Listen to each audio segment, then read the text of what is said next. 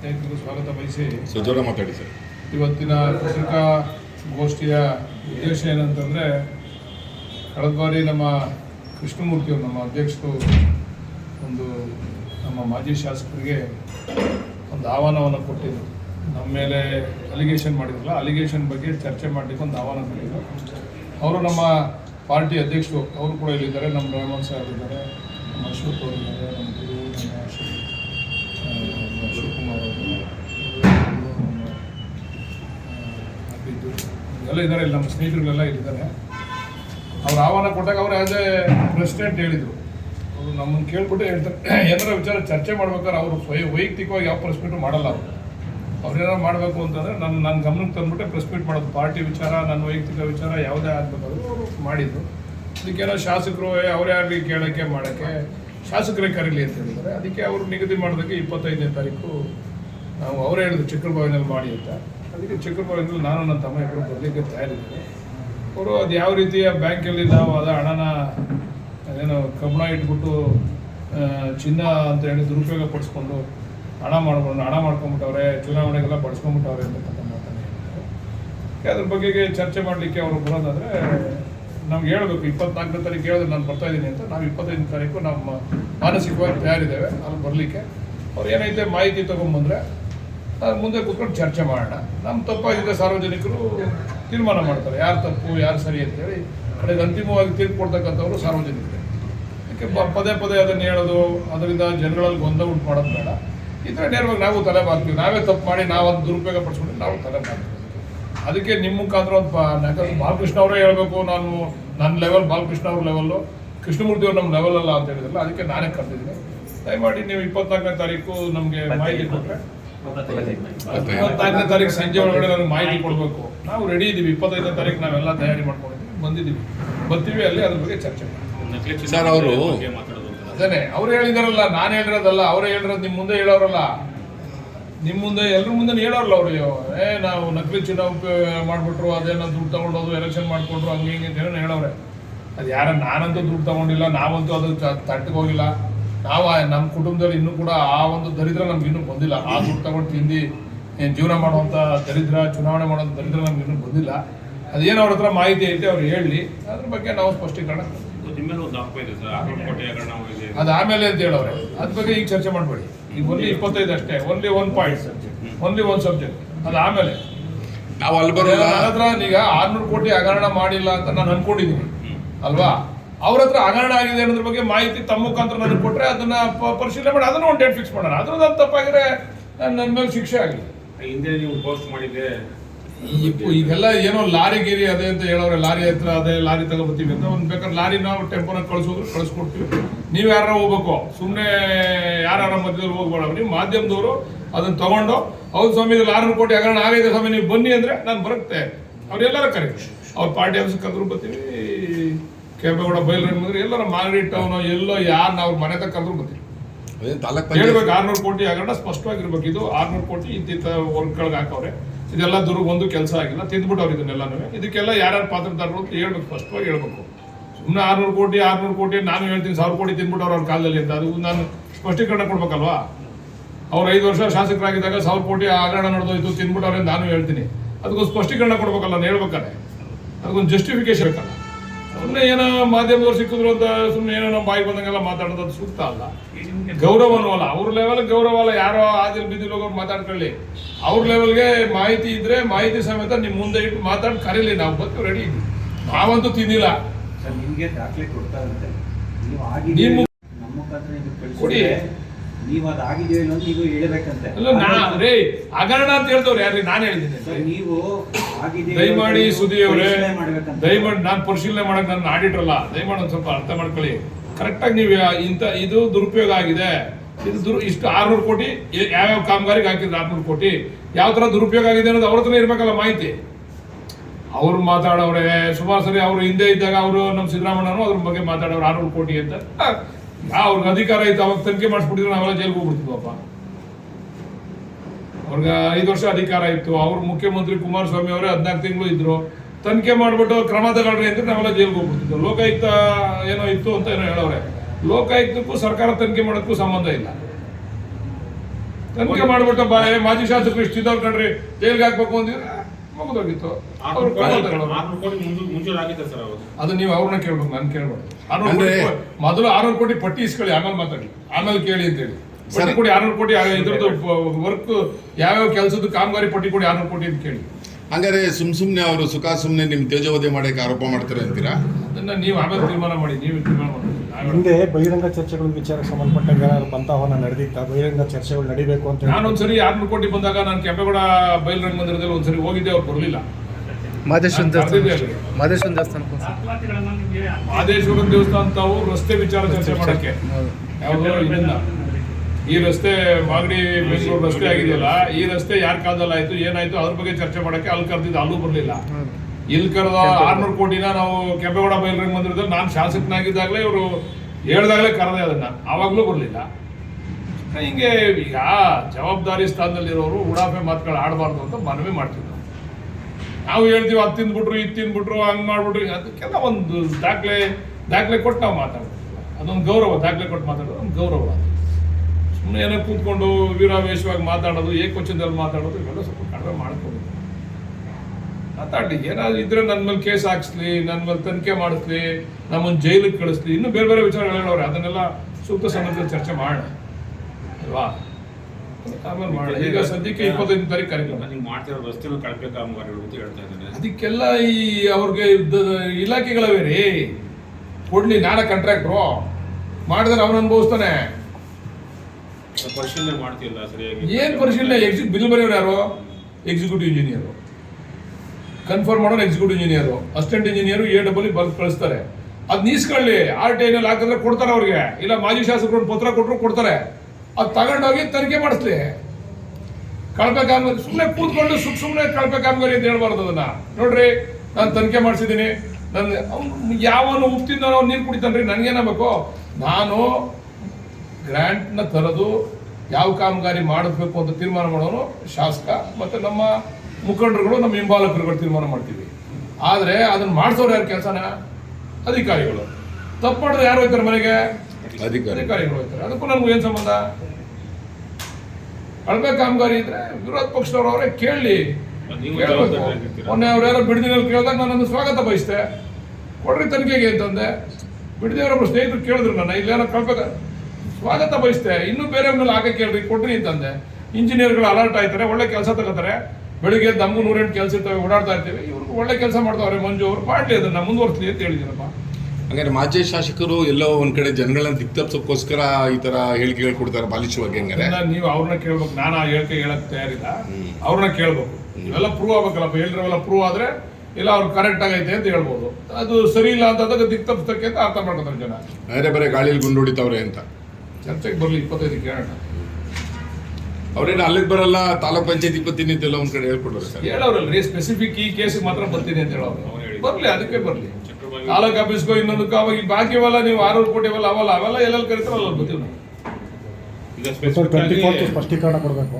24th 24 ನೀವು ಮಾಧ್ಯಮದವ್ರ ಮುಖಾಂತರ ನನ್ನ ಅವರೇ ಕರಿಬೇಕು ಅಂತ ಹೇಳೋರು, ನಾನೇ ಕರೆದಿದ್ದೀನಿ. ನೀವು 24ನೇ ತಾರೀಕು ಸಂಜೆ 6 ಗಂಟೆ ಒಳಗಡೆ ನೀವು ನನಗೆ ಹೇಳ್ಬೇಕು, ರೆಡಿ ಅವರೇ ಬರ್ತಾರ ಇಲ್ವೋ ಅಂತ. ಸುಮ್ಮನೆ ನಾನು ಬಂದಲ್ಲಿ ಕಾಯ್ಕೊಂಡು ಕೂತ್ಕೊಳ್ಳ. ನೀವು ಅವ್ರು ಕನ್ಫರ್ಮ್ ಮಾಡಿ ನಾನು ಬರ್ತೀನಿ ತಗೊಂಡು ಅಂತಂದ್ರೆ ನಾನು ಬರ್ತೀನಿ 25. ಇಲ್ಲ ನಮಗೆ ಬೇರೆ ಕೆಲಸವೇ ನಾವು ಮಾಡ್ಕೊತೀವಿ 25 ತಾರೀಕು. ದಾಖಲಾತಿಗಳನ್ನು ಅಂಚೆ ಮೂಲಕ ನಿಮಗೆ ಕಳಿಸಿರೋದು ನಿಜ? 600 ಕೋಟಿ ಅದು. ಅದು ನನಗೆ ಗೊತ್ತಿಲ್ಲ, ನನಗಂತೂ ಸಿಕ್ಕಿಲ್ಲ. ಯಾವ ಅಂಚೆ ಎಲ್ಲಾಕವ್ರ, ಯಾವ ಲೆಟರ್ ಎಲ್ಲಾಕವ್ರ ನನಗಂತೂ ಗೊತ್ತಿಲ್ಲ. ಅದು ನನಗಂತೂ ಗೊತ್ತಿಲ್ಲ ಎಲ್ಲಿ ಬಂದದೆ ಅಂತ. ಈಗ ಈ ಒಂದು ಯಾವುದೋ ಪಟ್ಟಿ ತಗೊಂಡ್ಬಿಟ್ಟು ಕಳಿಸಿದೀನಿ ಅಂತಲ್ಲ, ಸ್ಪೆಸಿಫಿಕ್ ಆಗಿ ನೀವು ಐಡೆಂಟಿಫೈ ಮಾಡಿ ಇದು 600 ಕೋಟಿ ಇಷ್ಟ ಆಗಿದೆ, ಇಂತಿಂಥ ರಸ್ತೆಗಳು ಇವೆಲ್ಲ ದುರುಪಯೋಗ ಆಗಿದೆ, ಇದಕ್ಕೆಲ್ಲ ಯಾರ್ಯಾರು ಹೊಡೆಯುತ್ತೆ ಅದನ್ನ ಹಾಕ್ಬೇಕು. ಸುಮ್ಮನೆ ಒಂದು ಬುಕ್ ತೋರಿಸ್ಬಿಟ್ಟು ನಿಮಗೆ ನಾನು ಕಳಿಸ್ತಾ ಇದ್ದೀನಿ ಅಂತ ಯಾವುದೋ ಬುಕ್ಲೆಟ್ನ ಕಳಿಸ್ಬಿಟ್ರೆ ಸಂಬಂಧಪಟ್ಟದ್ದು ಹಾಕ್ಲಿ. 600 ಕೋಟಿ ಕೊಟ್ಟು ಪಟ್ಟಿ ಕೊಟ್ಟು ಮತ್ತೆ ನೀವು ಪಟ್ಟಿ ಇಸ್ಕೊಳ್ಳಿ. 600 ಕೋಟಿದ 600 ಕೋಟಿ ವರ್ಕಿನ ಪಟ್ಟಿ ಇಸ್ಕೊಳ್ಳಿ. ಆಮೇಲೆ ಅದು ಸರಿನೋ ಇಲ್ವೋ ಅನ್ನೋದು ಆಮೇಲೆ ನಾವು ತೀರ್ಮಾನ ಮಾಡುವ. ಏನಿದೇನು ಆದೇಶದ ಪ್ರಕಾರ RF ಅವರು ಎಲ್ಲರನ್ನೂ ಕರೆದಿದ್ರು. ಪರ ಎಷ್ಟು ಜನ ಇದ್ರು, ವಿರೋಧ ಎಷ್ಟು ಜನ ಇದ್ರು ಅಂತ ರೆಕಾರ್ಡ್ ಮಾಡೋರೆ. ಪರ ವಿರೋಧ ಎಷ್ಟು ಜನ ಅವ್ರೆ. ಆಮೇಲೆ ಅದನ್ನ ಸರ್ಕಾರಕ್ಕೆ ಕಳಿಸ್ತಾರೆ. ಹಾಸ್ಪಿಟ್ಲ್ ಬೇಕು ಅಂದ್ರೆ ಕಟ್ಟಿಸ್ಕೊತಾರೆ, ಹಾಸ್ಪಿಟ್ಲ್ ಬೇಡ ಅಂದ್ರೆ ಬಿಡ್ತಾರೆ. ನನ್ಗೆ ಏನ್ರಿ ಆಗಬೇಕು, ನಾನು ಅವ್ರು ಮಾಡ್ತಾ ಇರ್ತಕ್ಕಂಥ ಒಂದೇ ಒಂದು ಡೆವಲಪ್ಮೆಂಟ್ ಕಾರ್ಯಕ್ರಮದಲ್ಲಿ ನಾವು ಅಡ್ಡ ಬಂದಿರಲಿಲ್ಲ. ಡೆವಲಪ್ಮೆಂಟ್ ವಿಚಾರದಲ್ಲಿ ನಮಗೂ ಕೆಲವು ಸಂದರ್ಭದಲ್ಲಿ ಹೇಳಿದಾಗಲೂ ಕೂಡ ನಾವು ಅದನ್ನು ಉದಾಸೀನ ಮಾಡಿದೆ. ಯಾರೋ ಮಾಡ್ತಾವ್ರು ನಡೆದ್ರೆ ಯಾರೋ ಒಳ್ಳೆ ಕೆಲಸ ಆಗಲಿಲ್ಲ. ಈಗ ಬೆಳಿಗ್ಗೆ ಇದ್ರೆ ನಾವು ಕೆಲಸ ಮಾಡ್ತಾರೆ, ಇಲ್ಲೊಬ್ರು ಪ್ರೆಸ್ ಮೀಟ್ ಮಾಡ್ತಾರೆ, ಕಲೆಗಟ್ಟಲ್ಲಿ ಕೂತ್ಕೊಂಡು, ಅಲ್ಲಿ ಕೂತ್ಕೊಂಡು ಪುರಸಭೆದಲ್ಲಿ ಪ್ರೆಸ್ ಮೀಟ್ ಮಾಡ್ತಾರೆ. ಯಾರು ಮಾಡ್ತೀವಿ ಎಲ್ಲ ಒಂದು ಕಡೆ ಜನಗಳಿಗೆ ಮನರಂಜನೆ ಆಗುತ್ತೆ. ಈಗ ನೀವುಗಳು ಹೇಳ್ಬೇಕು ಬುದ್ಧಿನ, ಕೆಲವ್ರಿಗೆಲ್ಲ ನೀವು ಹೇಳ್ಬೇಕಾಯ್ತದೆ. ಹಾಸ್ಪಿಟ್ಲ್ ಯಾರು ನನಗೇನ್ರಿ, ಆ ಹಾಸ್ಪಿಟ್ಲ್ ಹುಟ್ಟೇನ್ರಿ, ಟಾಯ್ಲೆಟ್ ಹಚ್ಕೋಗಲ್ಲ ರೀ, ಅಲ್ಲಿ ಕೆಳಗಡೆ ಒಳಗಡೆ ಹೋಗೈತೇನ್ರಿ ವಾಸನೆ, ಅವೆಲ್ಲ ನೋಡ್ಬಿಟ್ಟು ಒಂದು ಒಳ್ಳೆ ಹಾಸ್ಪಿಟ್ಲ್ ಕಟ್ಟುವ ಅಂತೇಳಿ ನಾವೇನೋ ಸರ್ಕಾರದಲ್ಲಿ ಒದ್ದಾಡಿ ಗುದ್ದಾಡಿ ದುಡ್ಡು ತಗೊಂಬಂದ್ರೆ ಇದಕ್ಕೂ 108 ಬೀಗ. ಆ ಒಳಗಡೆ ಹೋಗಿ ಟಾಯ್ಲೆಟು ಯಾರೋ ಅವ್ರನ್ನ ಒಂದ್ಸರಿ ಕೂಡಾಕ್ಬಿಟ್ರಿ ಮಾತಾಡೋರು ನಾವು ಒಳ್ಳೆ ಅಂತ ಹೇಳ್ತೀವಿ. ಒಂದು ನಿಮಿಷ ಬೆಳಿಗ್ಗೆ ಹೋಗೋಷ್ಟು ಮೂರ್ಛೆ ತಗೋಗಿರ್ತಾರೆ ಎಲ್ಲರೂ. ಪಾಪ ಜನ ಹೆಂಗ್ ವಾಸ ಮಾಡ್ತಾವ್ರೆ, ಪ್ರಾಣಿಗಳ ತರ ವಾಸ ಮಾಡ್ತಾವ್ರೆ. ಅಲ್ಲಿ ಟಾಯ್ಲೆಟ್ ಕ್ಲಿಯರ್ ಮಾಡಿರ್ಲಿಲ್ಲ, ನಾನು ಕ್ಲಿಯರ್ ಮಾಡಿಸಿದ್ದೀನಿ. ಟಾಯ್ಲೆಟ್ ಹೋಗೋಕೆ ಟಾಯ್ಲೆಟ್ ಕಟ್ಕೊಂಡ್ಬಿಡೋದು, ನೀರು ಆಚೆ ಬಂದ್ಬಿಡೋದು. ಈಗಲೂ ಸರಿ ಇಲ್ಲ ಅಂತಂದ್ರೆ ಡೌನ್ ಐತ್ರಿ ಅದು. ಈಗ ಅದು ಹೊಡೆದಾಕ್ಬಿಟ್ಟು ಎತ್ತ ಮೇಲ್ಕೆ ಬಿಲ್ಡಿಂಗ್ ಎಲ್ಲ ಹೊಡೆದಾಕ್ಬಿಟ್ಟು ಮೇಲ್ಕೆ ಎತ್ತ. ಅದಕ್ಕೆ ಹೊಸ ಹಾಸ್ಪಿಟಲ್ ಕಟ್ಟೋಣ ಒಂದು ಒಳ್ಳೆ ಜಾಗದಲ್ಲಿ, ನಮ್ಮ ಜನಕ್ಕೆ ಅನುಕೂಲ ಆಗಲಿ. ಸ್ವಲ್ಪ ಗಾಳಿಯನ್ನೇ ಆಡಲ್ಲ ಒಳಗಡೆ, ಅಲ್ಲಿ ಹಾಸ್ಪಿಟಲ್ ಒಳಗಡೆ. ಅದನ್ನೆಲ್ಲ ಮಾಡಕ್ ಹೊಂಟ್ರೆ ಇಲ್ಲ ಕಟ್ತೀರ ಹಾಸ್ಪಿಟ್ಲ್ ಅಂತ ಯಾರೋ ಒಬ್ಬ ಹಾಕೊಂಡು ನಮ್ಮ ಯಾರೋ ಟೋಪಿ ಹಾಕೊಂಡು ನಿಂತಾರೆ. ಅವ್ನು ಹೇಳ್ತಾನೆ ಇಲ್ಲ ಕೊಡ್ತೀರ ಹಾಸ್ಪಿಟ್ಲ್ ಅಂತ. ಅವನೇ ಹೋಯ್ತು BP ಮಾತ್ರ ಇಷ್ಟ, BP ಶುಗರ್ಗೆಲ್ಲ. ಆಮೇಲೆ ನೆನ್ನೆ ಹೇಳ್ತಾರೆ ಇಲ್ಲಿ ಏನು ಮೊದಲು ಇದಿತ್ತು ಅಂತ, ಏನಾದ್ರು ಗುಡ್ತೋಪಿತ್ತು ಅಂತ. ಈಗ ಅದ್ರ ಬಗ್ಗೆ ನಾನು ಕಂಪ್ಲೇಂಟ್ ಕೂಡ ಕೇಳಿದ್ದೀನಿ. ಗುಡ್ತೋಪ್ ಇರಲಿಲ್ಲ, ಸುಮ್ಮನೆ ಯಾಕೆ ಸುಳ್ಳು ವ್ಯಾಪಾರ ಮಾಡ್ಬೇಕು ಗುಡ್ತೋಪಿತ್ತು ಅಂತ. ಆಮೇಲೆ 2000 ಜನ ಬಂದು ವಿರೋಧ ಮಾಡ್ಬಿಟ್ಟು 2000 ಜನ ಇದ್ರು ಅವ್ರ ಕಡೆಯವರು. 25 ಜನ ಇದ್ರು, 25 ಜನ 15 ಜನ 16 ಜನ 20 ಜನ ಇದ್ರು. ಅವರು 2000 ಜನ ಹೇಳೋದು ಪ್ರೆಸ್ಸಲ್ಲಿ. ನೀವು ಚೆನ್ನಾಗಿ ರೆಕಾರ್ಡ್ ಮಾಡೋದನ್ನ ಚೆನ್ನಾಗಿ ತೋರಿಸ್ತೀರ, ಹೇಳ್ಬೇಕು. ಎಲ್ರಿ ಇದ್ರಿ ನೀವು 20 ಜನ ಅಂತ. ನಾನು 1 ಲಕ್ಷ ಸಹಿ ಸಂಗ್ರಹ ಮಾಡಲ್ಲ. ಅವ್ರೇನು ಹೇಳಿದ್ರು, RFO ನಾವು ಯಾವ ಸಹಿ ಸಂಗ್ರಹನೂ ಈಸ್ಕೊಳ್ಳಲ್ಲ, ನೀವು ಖುದ್ದು ಬಂದಲ್ಲಿ ಇಂಡಿವಿಜುವಲ್ ಆಗಿ ಕೊಡಬೇಕು ಅಂದರು. ಅದಕ್ಕೆ ಇಂಡಿವಿಜುವಲ್ ಆಗಿ ಜನಗಳು ಹೋಗಿ ಕೊಟ್ಟವ್ರೆ. ಸಹಿ ಸಂಗ್ರಹ ಮಾಡ್ಬಿಟ್ರೆ ನಾನು 10,000 ಜನ ಸಹಿ ಸಂಗ್ರಹ ಮಾಡಿ ಕೊಟ್ಬಿಡ್ತೀನಪ್ಪ. ಹೆಬ್ಬೆಟ್ಟು ಹಾಕೊಳಕ್ಕೆ ಮನೇಲಿ ಕೂತ್ಕೊಂಡು ಆ ಹೆಬ್ಬೆಟ್ಟು ಈ ಹೆಬ್ಬೆಟ್ಟು ಯಾವುದೋ ಸೈನ್ ಹಾಕ್ಬಿಟ್ಟು ಕೊಡೋಕೆ ಏನಂತೆ. ಅವ್ರನ್ನೆಲ್ಲ ರೆಕಾರ್ಡ್ ಮಾಡ್ಸವ್ರೆ, ಯಾರು ಪರವಾಗಿ ಬಂದಿದ್ರು, ಯಾರು ವಿರುದ್ಧವಾಗಿ ಬಂದಿದ್ರು, ಏನು ಅಂತೆಲ್ಲ ರೆಕಾರ್ಡ್ ಮಾಡ್ಸವ್ರೆ. ಅಂಬೇಡ್ಕರ್ ಭವನ ಕಟ್ಟಕ್ಕೆ ಇವರೇ ತೋರಿಸಿದ್ರು ಪಿಕ್ಚರ. ಇಲ್ಲಿ ನೋಡ್ರಿ ಟಾಯ್ಲೆಟು, ಇಲ್ಲಿ ನೋಡ್ರಿ ಮೋರಿ, ಇಲ್ಲಿ ನೋಡ್ರಿ ಒಳಗೆ ಹೋಗಲ್ಲ ಅಂತ. ಒಳ್ಳೆ ಅಂಬೇಡ್ಕರ್ ಭವನ ಕಟ್ಟುವ ಅಂತಂದ್ರೆ ಅದಕ್ಕೂ ವಿರೋಧ ಇಲ್ಲ. ಅವ್ರ ಮುಂದೆ ಪುರಸಭೆ ಅಂಗಡಿ, ಪುರಸಭೆ ಅಂಗಡಿ ಕಟ್ಟಿದ್ರೆ ಯಾರು ಬಾಡಿಗೆ ಬರ್ತದೆ? ಬಾಲಕೃಷ್ಣ ಬರ್ತದೆ ಬಾಡಿಗೆ. ಪುರಸಭೆಗೆ ನಾವೇನೋ ಒಂದು ಹೆಚ್ಚು ಕಡಿಮೆ ಒಂದು 50-60 ಲಕ್ಷ ಅಲ್ಲಿ ಪುರಸಭೆಗೆ ಆದಾಯ ಬರಲಿ ಅಂತ ಹುಡುಕಿ ಮಾಡ್ತಾ ಇದೀವಿ ನಾವು. ಒಂದು 60-70 ಲಕ್ಷ ಆದಾಯ ಬಂದರೆ ಪ್ರತಿ ತಿಂಗಳು ಅಟ್ಲೀಸ್ಟ್ ಕುಡಿಯೋ ನೀರಿಗೆ, ಆಮೇಲೆ ಲೈಟು, ಕಸ ಗುಡ್ಸೋಕ್ಕೆ ದುಡ್ಡು ಆಯ್ತದೆ ಅಂತ ನಾನು ಒದ್ದಾಡ್ತಾ ಇದ್ದೀನಿ. ನನ್ನ ಹತ್ರನೂ ದುಡ್ಡು ಕೊಡ್ತೀನಿ, ಕಂಟಿನ್ಯೂ ಮಾಡ್ಕೊಡಿ ಅಂಗಡಿ ಅಂತ ಬಂದಿದ್ರು, ಬೈಕ್ ಕಳಿಸ್ದೆ. ಈಗ ಸರ್ಕಾರದ ಕಾನೂನೇ ಮಾಡಿಸ್ತಾ ಇದ್ದೀನಿ. ನಾನು ಹೇಳಿದ್ದೀನಿ, ನಾನು ನಮ್ಮ ಮಿನಿಸ್ಟ್ರಿಗೆ ರಹೀಮ್ ಖಾನ್ ಅವ್ರಿಗೆ ಹೇಳಿದ್ದೀನಿ, ನಾನು ಮಿನಿಸ್ಟ್ರಿಗೆ ಒಂದು ಕಾನೂನೇ ಮಾಡಬೇಕು. 5 ವರ್ಷದ ಮೇಲೆ ಅದು ಯಾರಾದರೂ ರಿನ್ಯೂವಲ್ ಮಾಡದೆ ಹೋದ್ರೆ ಅವ್ರ ಮೇಲೆ DC ಮೇಲೆ ಸಂಬಂಧಪಟ್ಟ ಚೀಫ್ ಆಫೀಸರ್ ಮೇಲೆ ಕ್ರಮ ತಗೋಬೇಕು. ಯಾವ ಪುರಸಭೆ ದುಡ್ಡು ಕಟ್ತಾವ್ರಿ ಜನ? ಕುಡಿಯೋ ನೀರು ಬೇಕು, ಎಷ್ಟೈತೆ? 2.5 ಕೋಟಿ ಪೆಂಡಿಂಗ್ ಐತೆ ಮಾಡಿಟ್ಟು ಕುಡಿಯೋ ನೀರು ಬಿಲ್ಲು. ಅವ್ರಿಗೆ ಕೆಲಸ ಮಾಡೋರಿಗೆ ಸಂಬಳ ನಾವೇ ಕೊಡ್ಬೇಕು ಪುರಸಭೆಯವರು. ನಮ್ಮ ಜನ ಕೇಳಕ್ಕೆ ಹೋದ್ರೆ ಗಲಾಟೆ ಮಾಡ್ತಾರೆ. 2.5 ಕೋಟಿ ಪೆಂಡಿಂಗ್ ಐತೆ. ಅದು ದುಡ್ಡು ಕೊಟ್ಟರೆ ನಡೆಯೋದು ಕೆಲಸ. ಸರ್ಕಾರ ನಂಬ್ಕೊಂಡು ನಾವು ಕೆಲಸ ಮಾಡೋಕ್ಕಾಗಲ್ಲ. ಪುರಸಭೆ ಅವೆಲ್ಲನೂ ಸ್ಥಳೀಯ ಸಂಸ್ಥೆಗಳು ನಮ್ಮ ಆದಾಯದ ಮೇಲೆ ನಾವು ಕೆಲಸ ಮಾಡಬೇಕು. ಅದಕ್ಕೆ ಹೋದ್ರೆ ಅದಕ್ಕೊಂದು ಎತ್ತು ಕಟ್ಟಬೇಕು, ಯಾರು ದುಡ್ಡು ಕಟ್ಬೇಡ್ರಿ ಅಂತ. ಮಂಚಿನ ಬೆಲೆಯಲ್ಲಿ ಹೋಗಿ ನೋಡ್ಕೊಂಬನ್ನಿ, ಎಲ್ಲ ಮಾಡಿಸಿದ್ದೀವಿ ನಾವು. ಬಂದಲ್ಲೆಲ್ಲ ಮಾಡಿಸ್ತೇವೆ. ಫಿಲ್ಟರ್ ಬೆಡ್ ಎಲ್ಲ ಹೋಗಿ ಮೊನ್ನೆ ಬಾಬು ಅವ್ರು ತೋರಿಸೋಲ್ಲ, ಫಿಲ್ಟರ್ ಬೆಡ್ ಎಲ್ಲ ನೀಟಾಗಿ ಮಾಡಿಸಿದ್ದೀವಿ. ನಾವು ಏನಾರ ಮಾಡಿ ಬೇಸಿಗೆಗೆ ತರಬೇಕು ಅಂತ ಒದ್ದಾಡಿದ್ದೀವಿ. ಮೇ 1ನೇ ತಾರೀಕು ಉದ್ಘಾಟನೆ ನಾನೇ ಮಾಡ್ತಾ ಇದ್ದೀನಿ. ಹೋಗಲ್ಲಿ 75 ಲಕ್ಷ ಆಧುನೀಕರಣಕ್ಕೆ ಖರ್ಚು ಮಾಡ್ತಾ ಇದ್ದಾರೆ ಸರ್. ಅಲ್ಲಿ ಮಾಡಿದ್ದೀವಿ. ಬಂದದ್ದು ಒಳ್ಳೆ ನೀರು ತರಬೇಕು, ಶುದ್ಧವಾದ ನೀರು ಕೊಡ್ಬೇಕು ಟೌನ್ ಜನಕ್ಕೆ ಅಂತ ಬೋರ್ ಕೊರಿಸ್ತಾ ಇದ್ದೀವಿ. 15-16 ಬೋರ್ ಕೊರಿಸಿದ್ದೀವಿ. ಕೆಲವು ಫೇಲ್ ಆಗವೆ, ಮೆಜಾರಿಟಿಗೆ ನೀರು ಬಂದವೆ. ಯಾರಿಗೆ ಮಾಡ್ತಾ ಇದ್ದೀವಿ ಇದೆಲ್ಲ? ನೀವು ದುಡ್ಡು ಕೊಡ್ಬೇಕು, ಪುರಸಭೆಯವರು ಕೋಆಪರೇಟ್ ಮಾಡ್ಬೇಕು ನಮಗೆ. ಸಾರ್ವಜನಿಕರು ನೀವು ಕಂದಾಯ ಸರಿಯಾಗಿ ಕಟ್ಟಿದ್ರೆ ನಾವು ನಿಮಗೆ ಅದೇ ರೀತಿಯಲ್ಲಿ ಸೌಲಭ್ಯಗಳನ್ನು ಕೊಡ್ತೀವಿ. ಬರೀ ಸೌಲಭ್ಯಗಳು ಮಾತ್ರ ಕೊಡಿ, ನಾವು ಕಂದಾಯ ಕಟ್ಟಲ್ಲ ಅಂತಂದ್ರೆ ಹೆಂಗೆ ಕೊಡೋಕೆ ಸಾಧ್ಯ? ಕಸ ಗುಡಿಸೋರಿಗೆ ಸಂಬಳ ಕೊಡಿದ್ರೆ ಕಸ ಗುಡಿಸ್ತಾರ ಬಂದು? ನೀರು ಬಿಡೋರಿಗೆ ಸಂಬಳ ಕೊಡಿದ್ರೆ ನೀರು ಬಿಡ್ತಾರ ಬಂದು? ಸಾರ್ವಜನಿಕರಿಗೆ ರಾಜಕೀಯನ ಬೇರೆ ಹಂತದಲ್ಲಿ ಮಾಡೋಣ. ಈಗ 5 ವರ್ಷಕ್ಕೆ ಒಂದ್ಸರಿ ಅದಕ್ಕೇನೆ ಪ್ರಜಾಪ್ರಭುತ್ವ ವ್ಯವಸ್ಥೆಯಲ್ಲಿ ಚುನಾವಣೆ ಐತೆ. ಜನ ನನ್ಗೆ ಅವಾಗ ನನ್ನ ಇದನ್ನ ಗ್ರಾಫ್ನ ನೋಡ್ತಾರೆ. ಏನು ಕೆಲಸ ಮಾಡೋರು, ಇವ್ನು ಓಟ್ ಹಾಕ್ಬೇಕಾ ಮಾಡವ ಅಂತ. ತೀರ್ಮಾನ ಮಾಡ್ತಾರೆ ಅವಾಗ. ನೀವು ಈಗಲಿಂದನೇ ಶುರು ಮಾಡ್ಕೊಂಡ್ರೆ ನೋಡ್ತಾರೆ ಅವಾಗ 5 ವರ್ಷ ಆದ್ಮೇಲೆ ನಾನು ಚುನಾವಣೆಗೆ ಹೋದಾಗ ಇವನೇನು ಇವ್ನು ಕೆಲಸ ಮಾಡೋವನ, ಇವನು ಸಾರ್ವಜನಿಕ ಪರ ಅವನ, ಇವ್ನು ವಿರೋಧ ಅವನ ಏನಂತ ನೋಡ್ತಾರೆ ಅವಾಗ ಗ್ರಾಫ್ನ. ಮಾರ್ಕ್ಸ್ ಕೊಡೋರು ಅವರಲ್ವಾ, ಕೊಡ್ತಾರೆ ಮಾರ್ಕ್ಸ್. ಅವಾಗ ಕೊಟ್ರೆ ನಾವು ಮಾಡುವ, ಕೊಡದ್ರೆ ನೀವು ಮಾಡಿ. ಏನಿದ್ರೆ ನಮ್ಮ ಅಪ್ಪನ ಮನೆ ಆಸ್ತಿ ಇದು. 5 ಸರಿ ಚುನಾವಣೆಯಲ್ಲಿ ಬಾಲಕೃಷ್ಣ ಗೆಲ್ಬೇಕಾದ್ರೆ ಒಂದೊಂದು ಚುನಾವಣೆನೂ ಸತ್ತು ಬದುಕದಾಗೆ ಚುನಾವಣೆ ಮಾಡೋದು. 5 ಸರಿ ಜನ ನನ್ಗೆ ಅವ್ರೆ ಏನೋ ಅವ್ನು ಮಾಡ್ತಾನೆ, ಅವನನ್ನು ವಿಶ್ವಾಸ ಇರೋದಕ್ಕೆ ಮಾಡ್ತಾವ್ರೆ. ಕಾರ್ಡ್ ಕೊಟ್ಟು ಗೆದ್ಬಿಟ್ರು ಅಂದ್ರೆ ನಮ್ಮ ಮತದಾರರಿಗೆ ಅವಮಾನನ. ಮತದಾರರಿಗೆ ಕಾರ್ಡ್ ಕೊಟ್ಬಿಟ್ರೆ ಓಟ್ ಹಾಕ್ಬಿಡ್ತಾರೆ. ಹಂಗಾರೆ ಮತದಾರಗಳೆಲ್ಲ ದಡ್ರು, ಮಾಗಡಿ ಮತದಾರರು ಕಾಸು ಕೊಟ್ಟರೆ ಓಟ್ ಹಾಕ್ಬಿಡ್ತಾರೆ ಅನ್ನೋದು ಅವರ ಅಭಿಪ್ರಾಯ ಅಂತ ಅನ್ನಿಸ್ತದೆ ನನಗೆ. ಕಾಸು ಕೊಟ್ಬಿಟ್ರೆ, ಕಾರ್ಡ್ ಕೊಟ್ಬಿಟ್ರೆ ಮತದಾರರು ಓಟ್ ಹಾಕ್ಬಿಡ್ತಾರೆ, ಕಾಸು ಕೊಟ್ಟು ಮತದಾರನ ಗೆದ್ಬಿಡ್ಬೋದು ಅಂತ ಮುಂದಿನ ಸರಿಗೆ ಅವ್ರು 2000 ರೆಡಿ ಮಾಡ್ಕೋಬೇಕಂಗಾರೆ. ಕಾಸು ಕೊಟ್ರೆ ಇವ್ರು ಓಟ್ ಹಾಕ್ತಾರಲ್ಲಪ್ಪ. ಕಾಸು ಕೊಟ್ಟು ಓಟ್ ಹಾಕ್ಸ್ಕೊಳಂಗಿದ್ರೆ ಟಾಟಾ ಬಿರ್ಲಾ ಎಲ್ಲ ಪ್ರಧಾನಮಂತ್ರಿಗಳಾಗ್ಬಿಡೋರು, ಅದಾನಿ ಅಂಬಾನಿ ಅವರೆಲ್ಲ ಪ್ರಧಾನಮಂತ್ರಿಗಳಾಗ್ಬಿಡೋರು. ಕಾಸು ಕೊಟ್ಟು ಓಟ್ ಹಾಕ್ಸ್ಕೊಳಂಗಿದ್ರೆ ವಿಶ್ವಾಸ ಇರಬೇಕು ಜನಗಳಲ್ಲಿ. ಸೇವಾ ಮನೋಭಾವ ಇರಬೇಕು. ಇವ್ನು ನಮ್ಮ ಕೆಲಸ ಮಾಡ್ತಾನೆ ಕಣೆ, ಇವ್ನಿಗೆ ಗೌರವ ಕೊಡ್ಬೇಕು, ಮರ್ಯಾದೆ ಕೊಡ್ಬೇಕು ಅಂತ ವಿಶ್ವಾಸ ಇದ್ದಾಗ ಮಾತ್ರ ಜನ ನಮ್ಗೆ ಓಟ್ ಹಾಕೋದು. 5 ವರ್ಷ ಆದ್ಮೇಲೆ ಹೋಗ ಬೇಡ ನೀನು 5 ವರ್ಷ ಸುಮ್ಮನೆ ಕುಣಿಸಿದ್ರು, ಸುಮ್ಮನೆ ಕೂತಿದ್ವಿ ನಾವು ಅವ್ರು ಏನೋ ಸುಳ್ಳು ಹೇಳ್ದಾಗ ಟೀಕೆ ಮಾಡಿವ ಅಷ್ಟೇ. ಅಭಿವೃದ್ಧಿ ವಿಚಾರದಲ್ಲಿ ನಾವು ಟೀಕೆನೇ ಮಾಡಿಲ್ಲ. ಒಂದೇ ಒಂದು ಅಭಿವೃದ್ಧಿ ವಿಚಾರದಲ್ಲಿ ನಾವು ಟೀಕೆ ಮಾಡಕ್ಕೆ ಹೋಗ್ತಾ. ನೀರಿನ ಘಟಕಗಳು, ಶುದ್ಧ ನೀರಿನ ಘಟಕಗಳು ಅದನ್ನ ಮಾಡೋಕ್ಕೂ ದುಡ್ಡು ಬೇಕು. ಈಗ ಎಲ್ಲಿ ತರ್ಬೋದು ದುಡ್ಡ? ಅವ್ನು ಕೇಳಿ ಚೀಫ್ ಆಫೀಸರ್ ಕಂದಾಯನ ಕಟ್ಟಲ್ಲ ಸರ್, ನೀರಿನ ಕಂದಾಯನ ಕಟ್ತಾ ಇಲ್ಲ ಅಂತ. ಎಲ್ಲ ಕಟ್ರಿ, ಏನು ಸವಲತ್ತು ಬೇಕು ಕೇಳಿ, ಕತ್ತದ ಪಟ್ಟಿ ಹಿಡಿದು ಕೇಳಿ, ಉತ್ತರ ಕೊಡ್ತೀವಿ. ದುಡ್ಡೇ ಬರದೆ ಹೋದ್ರೆ ಬೊಕ್ಕಸಕ್ಕೆ ಖರ್ಚು ಮಾಡೋದು ಹೆಂಗೆ? ಈಗ ನಿಮ್ದು ಒಂದು ಬಡ್ಜೆಟ್ ಇರ್ತದೆ ನಿಮ್ಮ ಮನೆಯಲ್ಲಿ, ನಿಮ್ಗೆ ಇಷ್ಟು ಅಂತ ಬಡ್ಜೆಟ್, ದಿವಸ ಇಷ್ಟು ಬೇಕು, ತಿಂಗಳಿಗೆ ಇಷ್ಟು ಬೇಕು ಅಂತ. ಆ ಬಡ್ಜೆಟ್ ದುಡ್ಡು ಬರದೆ ಬಂದಿರ್ತಾನೆ, ನೀವು ಮಾಡೋಕ್ಕಾಗೋದು. ಇದ್ದಾರೆ ಏನು ಮಾಡ್ತೀರಾ? ವ್ಯವಸ್ಥೆ ಮಾಡೋದು ಗೊತ್ತಲ್ಲ ಸರ್. 2 ರೂಪಾಯಿ ಕಾಯ್ದು ಮಾಡ್ತಾ ಇದೀವಿ ಎಲ್ಲಾನು. ಅದನ್ನು ರಿಪೇರಿ ಮಾಡ್ಸಕ್ಕೆ ಹೇಳಿದೀನಿ ಎಲ್ಲಾನು. ಹಿಂದೆ ಯಾರಿಗೋ ಟೆಂಡರ್ ಆಗ್ಬಿಟ್ಟಿತ್ತು, ಅವನೇನೋ ಸ್ವಲ್ಪ ಪ್ರಾಬ್ಲಮ್ ಮಾಡ್ದ, ಅವ್ನು ತೆಗೆದಾಕು ಬೇರೆ ಟೆಂಡರ್ ಮಾಡಿ ಅಂತ ಹೇಳಿ. ಅಲ್ಲ ಈಗ ಅವ್ರು ಬಂದು ಅದನ್ನ ನೆಟ್ಟು ಬೋಲ್ಟ್ ಎಲ್ಲ ಇದಾಗೈತಲ್ಲ, ಬಟ್ ಅವರು ಹಿಂದೆ ನಾವು ಏನು ಅನ್ಕೊಂಡಿದ್ದು ಅದು ಒಂದು ಪಿಲ್ಲರ್ ಮೇಲೆ ನಿಲ್ಸೋರು ಅಷ್ಟೇ. ಅವ್ರು ಒಳಗಡೆ ಎಲ್ಲ ಟೊಳ್ಳಿತ್ತದು, ತೆಗೆದಾಗ ಗೊತ್ತಾಯ್ತು. ಈಗ ಅದನ್ನ ರಿಪ್ಲೇಸ್ ಮಾಡ್ತಾ ಇದೀವಿ. ಅವೆಲ್ಲ ಬಂದು ಅವ್ರು ವೆಲ್ಡ್ ಮಾಡಿ ಎಲ್ಲ ಮಾಡಿ ನೀಟಾಗಿ ಕುಂಡಿಸ್ಬೇಕಲ್ಲ. ನಾಳೆ ಏನು ಹೆಚ್ಚು ಕಡಿಮೆ ಆಗ್ಬಿಟ್ರೆ ಆಮೇಲೆ ನನ್ನ ತಲೆ ಕಟ್ಬಿಡ್ತಾರೆ. ಅವ್ರ ಅಧಿಕಾರಿಗಳು ಪುರಸಭೆ ಅವ್ರ ಜವಾಬ್ದಾರಿ ತಗೊಂಡು ಮಾಡಿಸ್ತಾರೆ. ಮಾಡ್ತಾರೆ. ಎಲ್ಲಿ ಸ್ಟಾಪ್ ಆಗಿ ನೋಡ್ತಾ ಇದ್ರಲ್ಲ, ಸ್ವಲ್ಪ ನಿಧಾನಗತಿಯಲ್ಲಿ ನಡೀತಾ ಇದೆ. ಹೇಳಿಲ್ವಾ ನಾವು ಹಿಂದೆ ಇದ್ದ 5 ವರ್ಷದಲ್ಲಿ ಬಿಗಿಯಾಗಿ ಮಾಡಿದ್ರೆ ಮೊದಲಿಗೆ ಮುಗಿದೋಗ್ಬಿಡೋದು. ಇಲ್ಲಿ ಲೂಸ್ ಬಿಟ್ರು ಅವ್ನು ಹೋಗಿ ಅಲ್ಲಿ ಮುಗಿಸ್ಕೊಂಬಂದ. ಇನ್ನೊಂದು ಕಡೆ ಎರಡು ಇದ್ದಿದ್ದು ಪ್ಯಾಕೇಜು, ಇನ್ನೊಂದು ಕೊಳ್ಳೆಗಾಲ ಪ್ಯಾಕೇಜ್, ಅದು ಮುಗಿಸ್ಬಿಟ್ಟ ನಾವು ಕೊಳ್ಳೆಗಾಲ ಪ್ಯಾಕೇಜ್ನ ಅವ್ರು ಹಾಕೊಂಡು ರಿಪೇರಿ ಮಾಡಿದ್ರು ಅವ್ರಿಗೆ. ಈಗ ಬರ್ಬಾದ್ ಆಗ್ಬಿಟ್ಟವ್ರೆ, ಇಲ್ಲಿ ಬಂದವನೇ. ನಾನು MLA ಆದ್ಮೇಲೆ ಅವ್ನು ಇಂಜೆಕ್ಷನ್ ಕೊಟ್ಟು ಕೊಟ್ಟು ಕೊಟ್ಟು ಮಾಡಿಸ್ತಾ ಇದ್ದೀನಿ. ಜಾಸ್ತಿ ಗಲಾಟೆ ಮಾಡಿದ್ರು ಓಡೋಗ್ಬಿಟ್ರೆ ಆಮೇಲೆ ನೀನು ಪೆಂಡಿಂಗ್ ಬಿದ್ಬಿಡ್ತದೆ.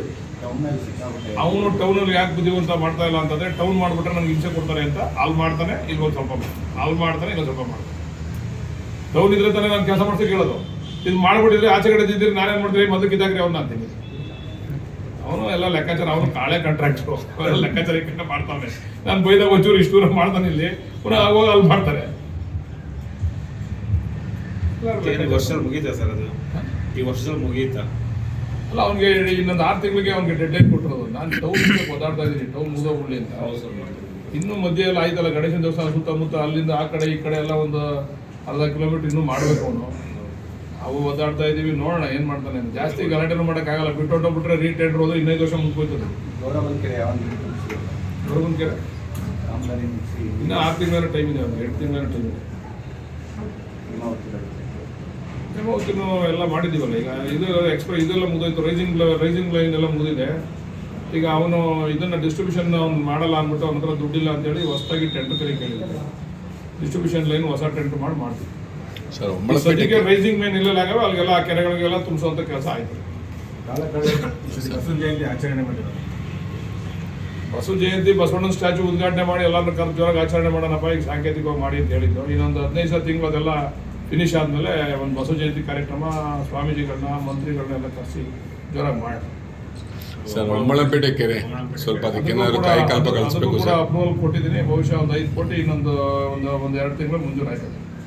ಏನು ಸರ್ ಅದ್ರದ್ದು ಏನು ಮಾಡಬೇಕು ಅನ್ಕೊಳ್ಳಿ ಅಭಿವೃದ್ಧಿ ಯಾವ ಥರ? ಸೇಮ್ ಗೌರಮ್ಮನ ಕೆರೆ ಥರ ಅಷ್ಟೇ ನೀಟಾಗಿ ಮಾಡಿ ಅದನ್ನು ಕೊಳಚೆ ನೀರು ಒಳಗೆ ಹೋಗ್ದಂಗೆ ಮಾಡಿ ಅದಕ್ಕೂ ಕೂಡ ಹೇಮಾವತಿ ನೀರು ಬರ್ತದೆ, ಅದಕ್ಕೂ ಕೂಡ ಆ ನೀರನ್ನ ಮಾತ್ರ ಬಿಡಬೇಕು, ಒಳ್ಳೆ ನೀರನ್ನ ಬಿಟ್ಟು ಅದನ್ನು ವಾಕಿಂಗ್ ಪಾತು ಅದು ಇದು ಪಾರ್ಕ್ ಗೀರ್ಕ್ ಎಲ್ಲ ಮಾಡಬೇಕು ಅಂತ ಅದನ್ನು ಪ್ಲ್ಯಾನ್ ರೆಡಿ ಮಾಡಿಸಿದ್ದೀನಿ.